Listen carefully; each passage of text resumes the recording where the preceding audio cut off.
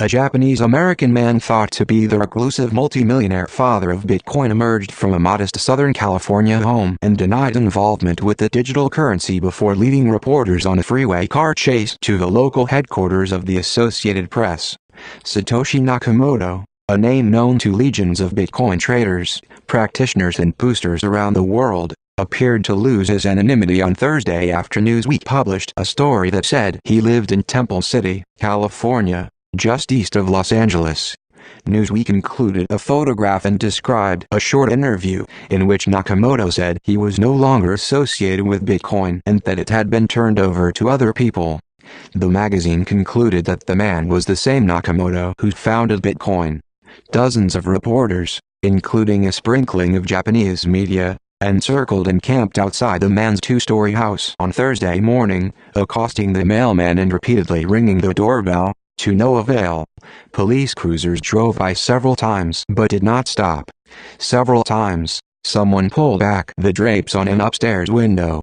In the afternoon, the silver-haired, bespectacled Nakamoto stepped outside, dressed in a gray sport coat and green striped shirt, with a pen tucked in his shirt pocket.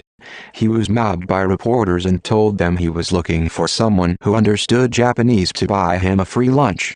Newsweek estimates his wealth at $400 million. "I'm not involved in Bitcoin. Wait a minute, I want my free lunch first. I'm going with this guy," Nakamoto said, pointing at a reporter from AP. "I'm not in Bitcoin. I don't know anything about it," he said again while walking down the street with several cameras at his heels. He and the AP reporter made their way to a nearby sushi restaurant with media in tow, before leaving and heading downtown. Los Angeles Times reporter Joe Bell Bruno followed the pair and described the chase in a running stream of tweets. Eventually, the pair dashed into the Associated Press offices in downtown Los Angeles. Misunderstood in a later AP interview, Nakamoto said he was misunderstood in a key portion of the Newsweek story, where he tells the reporter on his doorstep, "I am no longer involved in that and I cannot discuss it." Asked by the AP if he had said that, Nakamoto said, "No. I'm saying I'm no longer in engineering. That's it," he told the AP. "And even if I was, when we get hired, you have to sign this contract saying you will not reveal anything we divulge during and after employment."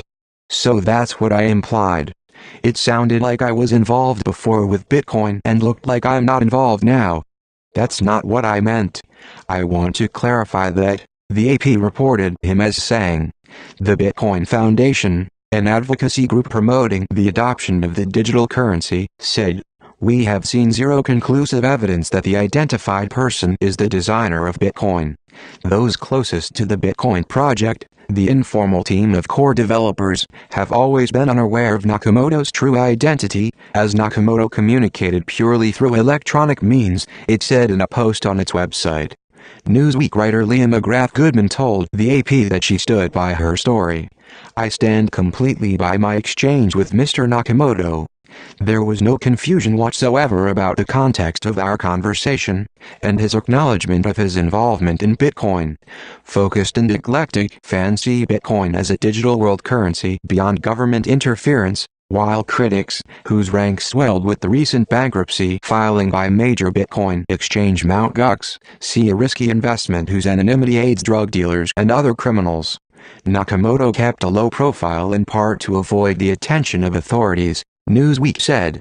On Thursday, the office of Benjamin Losky, superintendent of New York's Department of Financial Services, was keen on speaking with them, a source familiar with the situation told Reuters. Bitcoin is bought and sold on a peer-to-peer network independent of central control. Its value soared last year, and the total worth of Bitcoins minted is now about $7 billion. In the Newsweek article, Nakamoto was credited by Bitcoin's chief scientist, Gavin Andresen, in working out the first codes behind the currency. A man of few words who refused to discuss anything beyond the currency or even communicate outside of email, Nakamoto was described by his brother in the Newsweek article as Pickle and has very weird hobbies, including a penchant for model trains. Japanese-born Nakamoto displayed an unusual aptitude for math as a child.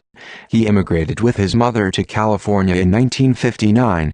He worked for defense and electronics company Hughes Aircraft, but never discussed work because much of it was classified, according to Newsweek interviews with several friends and relatives.